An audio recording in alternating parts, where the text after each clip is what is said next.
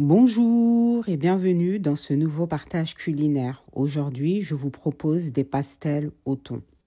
Dans un premier temps, je vais verser la levure boulangère ainsi que le lait à température ambiante.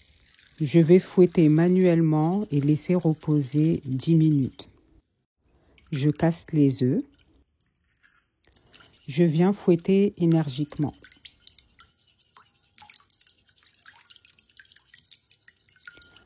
Ensuite, je mets les épices. Vous avez la liste en barre de description. Je viens intégrer la farine que j'incorpore au lait. Avec ma main, je vais commencer par le centre et au fur et à mesure, je vais intégrer la farine qui est au bord. Au bout de 2-3 minutes de pétrissage, vous obtenez cette pâte. L'objectif est de faire rentrer de l'air pour que la pâte soit extrêmement moelleuse. Comme vous pouvez le constater, toute la farine a été absorbée. À ce moment-là, je viens verser le beurre fondu pour ma part. Et là, une nouvelle fois, je fais des mouvements afin d'incorporer le beurre dans la pâte. Et c'est ce qui va apporter ce côté un peu brioché et extrêmement moelleux. Bien évidemment, si vous avez un robot pâtissier, n'hésitez pas à l'utiliser. Pour le moment, j'en ai pas. Et puis, j'aime tout autant faire ma pâte à la main.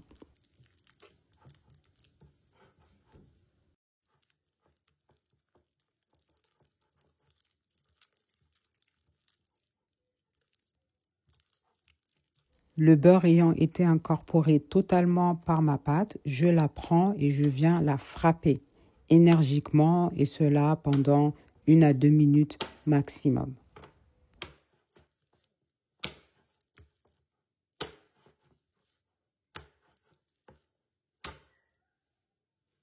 Comme vous pouvez le constater, la pâte se décolle facilement des bords, elle est légèrement collante et c'est ce qui va apporter tout le côté moelleux.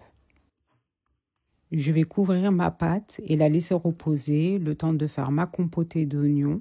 Je m'occupe de la farce au thon. Donc j'ai mis les épices dans une poêle et je viens hacher finement les oignons.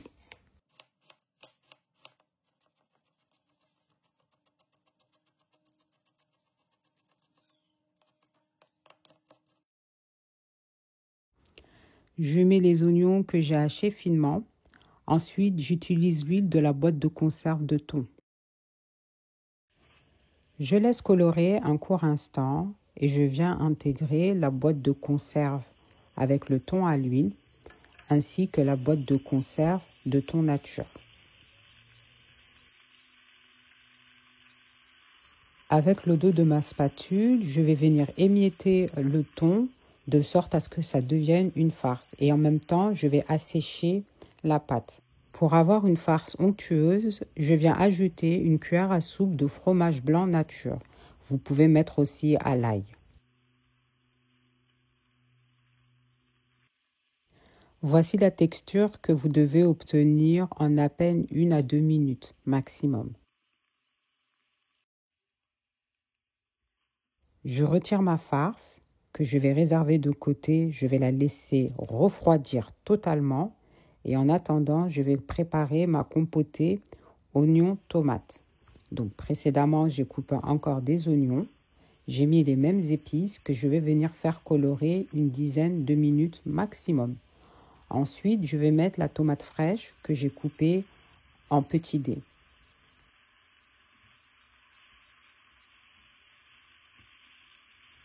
Je viens mettre une cuillère à soupe de tomates concentrées et un peu d'eau afin de faciliter le mélange. Ma pâte a bien reposé et comme vous pouvez le voir, elle a commencé à buller. Sur un plan de travail fariné, je vais venir prendre un morceau de pâte. Je vais l'étaler avec mon rouleau pâtissier. Dans la longueur dans un premier temps et dans la largeur dans un second temps. Je vais utiliser un verre comme empreinte. Je vais retirer le surplus de pâte que je vais reformer et laisser reposer. Je vais mettre une petite cuillère à café de farce au centre. Pas plus, sinon ça risque de déborder lorsque vous allez passer à la friture.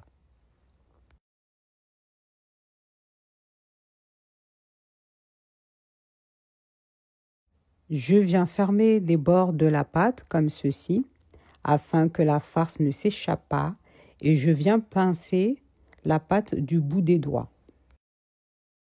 Voilà, on a le résultat d'une demi-lune.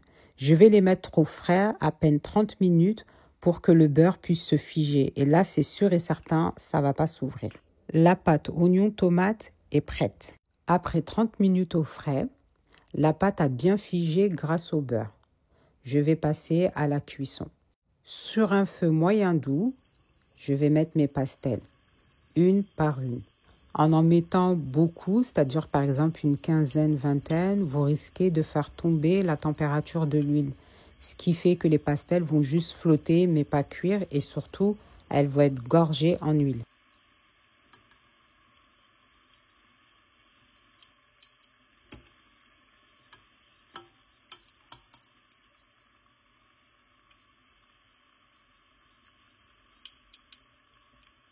Restez à côté le temps de la cuisson et voilà, c'est prêt.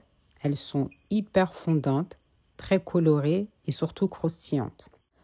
Je viens servir la compotée oignon-tomate et je viens mettre un peu d'oignon nouveau coupé finement. Ça va apporter du croquant en bouche. Mon fils vous fait une suggestion de présentation. On vous ouvre en deux pour vous montrer l'intérieur. Vous avez vu, la pâte est moelleuse ainsi que la farce. Je vous invite à tremper dans la compotée. Je vous remercie d'avoir regardé. Prenez soin de vous et à bientôt.